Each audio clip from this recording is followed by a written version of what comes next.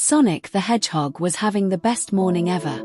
The sun was shining over Green Hill Zone, the grass was a perfect shade of emerald green, and most importantly, he was currently winning a race. He felt the wind whistling past his ears and the rhythmic thump-thump-thump of his red sneakers hitting the dirt. Just behind him, leaving a trail of yellow sparks and a low, rumbling hum, was Shadow the Hedgehog. Shadow didn't run like Sonic. He used his special hovershoes to glide across the ground, looking as serious and focused as ever. Sonic looked back over his shoulder and stuck out his tongue, waving a gloved hand. He told Shadow that he was moving like a slow-motion turtle today, but Shadow didn't laugh. Shadow simply narrowed his eyes, his red stripes glowing brighter, and pushed off the ground with a sudden burst of speed that nearly knocked Sonic sideways. As they reached the top of a very tall, looping hill, both hedgehogs skidded to a halt. Their shoes kicked up a cloud of dust that shimmered in the sunlight. Right in the middle of their racing path, something impossible was happening. A giant, swirling ring of purple and gold light was hovering just inches above the grass. It wasn't like the golden rings Sonic usually collected for points. This one was huge, big enough for a bus to drive through, and it made a sound like 1,000 tiny bells ringing all at once. It smelled like blueberries and ozone, and the air around it felt tingly, making Sonic's quills stand up on end. Sonic walked closer, his green eyes wide with curiosity, while Shadow stayed back, his arms crossed over his chest, sensing that this was no ordinary phenomenon. Sonic poked the edge of the swirling purple light with one finger, and his hand disappeared into the mist. He pulled it back, laughing, and told Shadow that the water, or whatever it was, felt like warm fizzy lemonade. Shadow warned him to stay back, saying they didn't know where it led, but Sonic was never one to stay still for long. He told Shadow that there was only one way to find out, and with a giant woo-hoo, he curled into a blue ball and launched himself right into the center of the ring. Shadow sighed, a deep sound of frustration, but he knew he couldn't let Sonic go off into danger alone. He muttered something about Sonic being reckless, activated his hovershoes, and dove in right after him. The trip through the portal felt like being inside a giant washing machine filled with glitter. Everything spun around and around, and for a moment, Sonic felt like he was floating in a dream where up was down and left was right. Then, with a sudden thwack, he landed on something soft. He blinked his eyes and looked around, but he didn't see the ground. Instead, he saw a vast, bright blue ocean stretching out forever, but it wasn't below him, it was way, way up above his head. He looked down at his feet and realized he wasn't standing on dirt or grass. He was standing on a thick, fluffy white cloud that felt like a giant marshmallow. Shadow landed right next to him, perfectly on his feet, looking around at the strange new world with a look of pure confusion. They were on the upside-down planet. In this strange place, everything was flipped. The mountains didn't sit on the ground. They hung down from the sky like giant stone icicles. The trees grew downward too, with their leafy green branches reaching toward the clouds and their roots buried deep in the blue sky above. Even the birds were weird. They flew with their bellies facing the sky and their wings flapping toward the ground.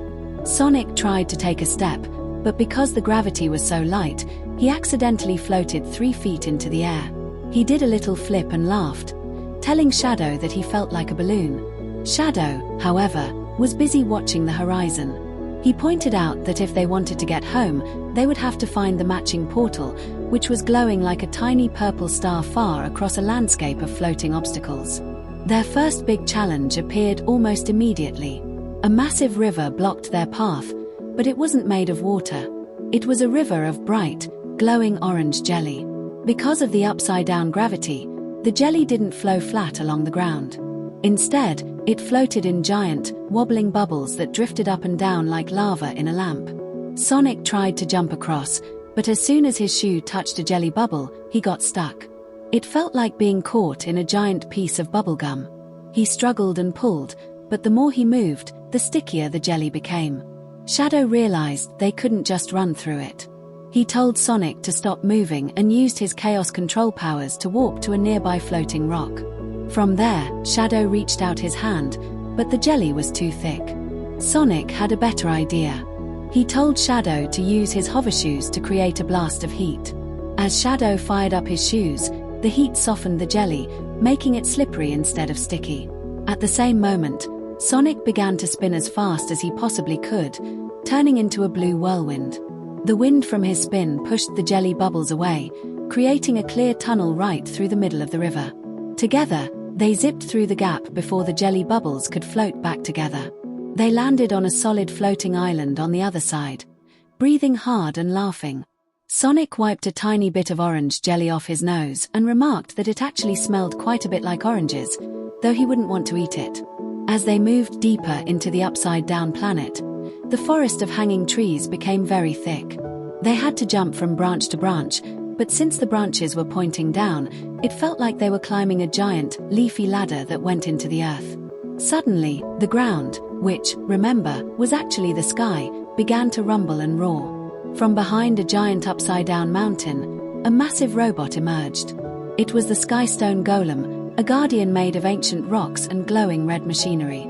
It was nearly as tall as a skyscraper, and it walked on its hands, swinging its giant stone legs through the air to try and swat the hedgehogs like flies. The golem didn't like intruders, and it let out a loud, metallic growl that shook the very clouds they were standing on. Shadow acted first. He zoomed toward the golem, leaving a trail of red light, and tried to strike its arm with a powerful kick. But the golem was made of solid granite, and Shadow's attack just made a loud clink sound. The golem swung its massive leg, and Shadow had to teleport away just in time to avoid being flattened. Sonic realized that they couldn't beat the golem with strength alone. They had to use the planet's weird gravity against it. He shouted to Shadow to distract the giant while he looked for a weakness. Shadow began zipping around the golem's head, moving so fast that he looked like a dozen shadows at once. The golem became dizzy, its giant stone head spinning around as it tried to keep track of the dark hedgehog. While the golem was distracted, Sonic spotted a glowing blue crystal on the very bottom of the golem's foot, which was currently pointing straight up into the air. He realized that the crystal was the source of the golem's gravity power. Sonic ran toward a nearby hanging cliff and waited for the perfect moment. When the golem stepped near him, Sonic used his homing attack, bouncing from one floating rock to another, gaining more and more speed. He became a streak of bright blue light, flying upward toward the golem's foot. With a loud sonic boom, he smashed into the crystal. The crystal shattered into 1,000 glowing pieces, and suddenly, the golem lost its grip on the world. Because it didn't have its gravity power anymore, it began to float away, drifting slowly up toward the ocean in the sky until it was just a tiny speck. With the golem gone, the path to the exit portal was finally clear. It was sitting on a platform made of pure gold, floating right in the center of a giant swirling vortex of clouds. To get there, they had to perform one final, daring leap. There was no ground left to run on, only a series of small, spinning cubes that were moving in a circle. Sonic looked at Shadow and asked if he was ready for the fastest sprint of his life. Shadow didn't say a word. He just gave a small, confident nod and adjusted his gloves. They waited for the cubes to align, and then they were off. They moved so fast that the world around them blurred into a tunnel of purple and blue. They hopped from cube to cube, defying the upside-down gravity, until they reached the golden platform. In the middle of the platform was a large lever shaped like a hedgehog's ear. Sonic and Shadow both grabbed the lever at the exact same time and pulled it down with all their might. The portal flared with a brilliant, blinding white light that filled the entire horizon. For a second, everything went quiet, and they felt as light as feathers. Then, with a sudden sensation of falling, they tumbled through the air and landed with 2 loud thumps on something very familiar: the soft, green grass of the Green Hill Zone. Sonic sat up and rubbed his head, looking around. The sun was back where it belonged, the mountains were firmly on the ground, and the trees were growing the right way up. He looked over at Shadow, who was already standing up and brushing the dust off his quills. Sonic grinned and told Shadow that the upside-down planet was fun, but he was glad to be back where his feet stayed on the ground.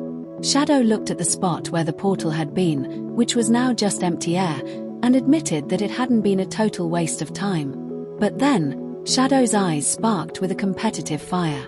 He pointed toward the finish line of their original race, which was just a mile away, and told Sonic that since they were back, the race wasn't over yet. Before Sonic could even respond, Shadow was already a blur of black and red, racing toward the horizon. Sonic laughed, shouted, "Hey, no fair," and took off after him, his blue feet spinning like a motor as the two friends disappeared into the distance.